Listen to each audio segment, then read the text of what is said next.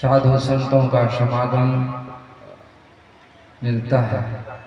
और संत दरसते पाठक तरई आया है कि संतों के दर्शन से पातक अर्थात दुख टल जाते हैं। इसलिए हम लोग उच्च स्वर में जय जयकार करें, बोलिए प्रेम से।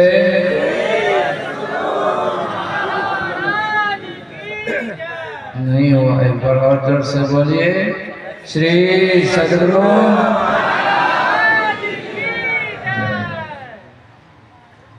दुख तब टलता है जब दर्शन उनके करेंगे। कवि साहब कहते हैं, दर्शन साधु क्या कीजिए साहब आवे याद। साहब कहते हैं परमात्मा को। यदि साधु संतों का दर्शन करते हैं परमात्मा की याद आती है। और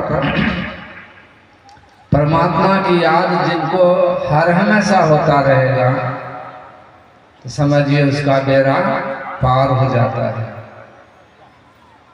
अभी हम लोग पाठ के क्रम में सुन रहे थे सत्संग की महिमा।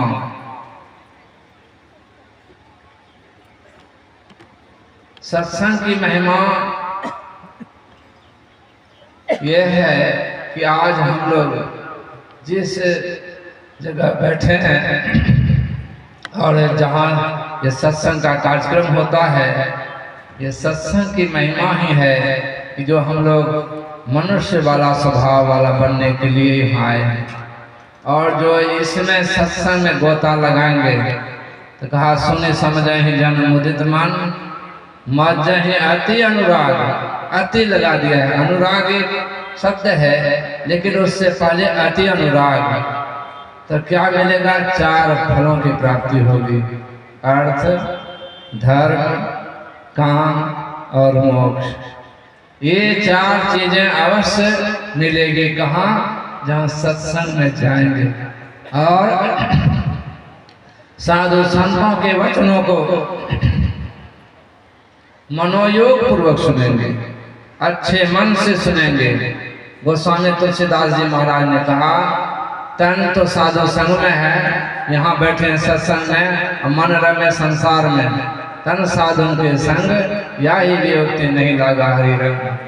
अगर सत्संग में बैठे हैं, यहाँ मन लगा रहे, यहाँ की बातों को सुने और यहाँ ही ख्याल लगा रहे, तब तो सत्संग का लाभ होगा, नहीं तो वास्तविक लाभ नहीं होगा।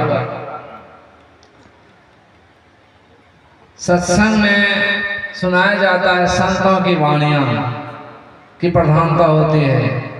संतों की वाणी की खासियत यह है कि हमारे जीवन में संतों की वाणियों से ही बदलाव आता है। बिनु सत्संग विवेक न होई।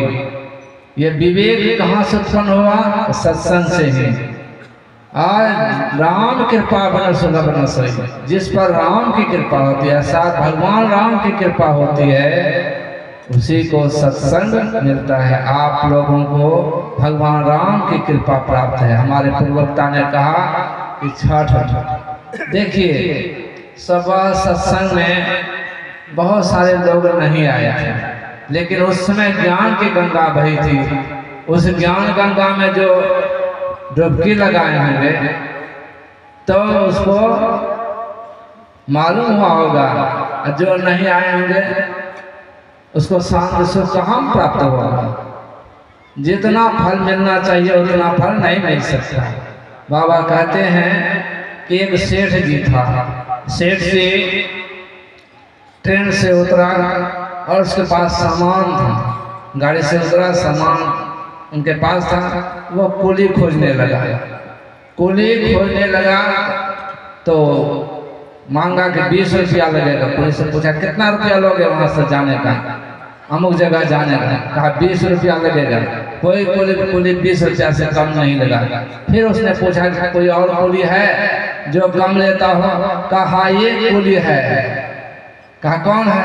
वो कमखोर कुली है, वो फलाने जगह पर रहता है। उसको बुलाया, कहा हाँ हम जाएंगे, 5 रुपया लेंगे आपसे। लेकिन हमारी एक शर्त है। कहा क्या शर्त है तुम्हारा? कहा चाहे तो आप सत्संग सुनाते हुए चलिए या हम सत्संग सुनाएंगे, आप सुनते हुए चलिए। कहा हम तो सेठ साहूकार हैं, हम रोजगार करते हैं, खरीद बिक्री करते हैं, हमको सत्संग की जानकारी नहीं है, हम कहाँ से सुनाएंगे? तो ऐसा कीजिए आप ही सुनाते चलिए। कहा सुन, मैं तो सुनाऊंगा लेकिन आपको ठीक ढंग से सुनना होगा।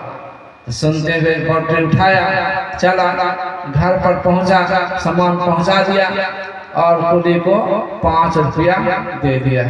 सेठ जी को इतना भी नहीं हुआ कि एक तो सामान हमारा लाया, ऊपर से सत्संग सुनाते हुए आया, कम से कम और कुछ दे देना चाहिए, नहीं दिया। सेठ था कंजूस। लेकिन जब सामान रख करके चलने लगा कभी, तो सेठ जी से कहा देखिए एक बात मैं आपको कहता हूँ कि आपकी मृत्यु आज से 7 दिन बाद हो जाएगी। अब तो सेठ जी का दिल धड़कने लगा। फिर कहता है देखिए आपको 7वें दिन मृत्यु होगी और हमारी मृत्यु 6ठे दिन होगी। आज से 6ठे दिन हमारी मृत्यु होगी और 7वें दिन आपकी मृत्यु होगी। फिर उसको कुछ हुआ, अरे ये तो है कुली, ये इसको पता कैसे चल जाएगा हमारी मृत्यु और उसकी मृत्यु? फिर सोचा अच्छा ठीक है, उससे पहले तो वो मरेगा तब ना हम मरेंगे। इसी तरह 1 दिन बीता, 2 दिन बीता, इसी तरह 6ठे दिन जब बीतने लगा, सेठ जी गया वहाँ स्टेशन पर। कहा वो कमखोर कुली कहाँ है? सभी कुली ने कहा देखते नहीं वो वहाँ भीड़ है जो वहीं है। कहा क्या हुआ? कहा अभी तुरंत मरा है। सभी लोग पुलिस और सब लोग घेर कर उसको, बड़ा अच्छा आदमी था, सत्संगी था, मर गया। अब सेठ को काटो तो खून वाला, शरीर में खून नहीं, अब उसका तो होश हवास हो गया, अब कल हमको भी मरना है। और किसी तरह लड़खड़ाते उसको देखा, लड़खड़ाते हुए घर आया। 7वें दिन उनकी भी मृत्यु हो गई। मृत्यु तो हुई, अब उसको पर लेने के लिए जमदूत आए, देखा, ले गया वहाँ धर्मराज के। कहा अच्छा ये कौन सब कर्म किया है, अच्छा या बुरा? कभी बुरा अच्छा कर्म किया नहीं, तो कभी सत्संग नहीं किया था। कहा नहीं सत्संग किया है, थोड़ा देर। कहा उसी का फल पहले भोगा जाता है। पुण्य जो है जितना तक उसका उतना देर तक स्वर्ग में भेज दीजिए इसको। तो वहाँ उसका नियम होता है, जो कम फल होता है उसको पहले भोगा है। गया वहाँ स्वर्ग में, वहाँ पहले से कुली मौजूद था, वो 6ठे दिन मरा था, वहाँ सत्संग चल रहा था। वहाँ कुली कहता आइए सेठ जी, आइए आप भी सत्संग सुनिए। सत्संग शुरू हो गया। अब जब तक पुण्य था तब तक तो सुना। अब उधर से फिर आया लेने के लिए जमदूत। कहा चलिए, दूर से ही चलिए सेठ जी आपका समय पूरा गया। कुली कहता है उसकी बात मत सुनिए, हम जो कहते हैं सुनते रहिए। और सुनते रहा। फिर आया, उसके बाद जमराज भी आ गए। जमदूत से नहीं हुआ, दूर से ही। फिर जमराज आए, वो भी कहा चलिए, नहीं गया, सुनते रहा और स्वर्ग में ही रह गया। ये फल है सत्संग का। कहने का अभिप्राय है सत्संग को जो सुनेंगे तो हमारा जीवन स्वर्गमय हो सकता है। और जब साधन भजन करेंगे, यह मनुष्य शरीर मिला है, साधन भजन करेंगे, ध्यान पूजा करेंगे, तो उससे भी उच्च कोटि का जो मोक्ष है वो मिलेगा, जो आवागमन से चक्र से छुटा देगा। और आवागमन से दुख दूजा है नहीं कोई, इसके निवारण के लिए प्रवृत्ति करनी चाहिए।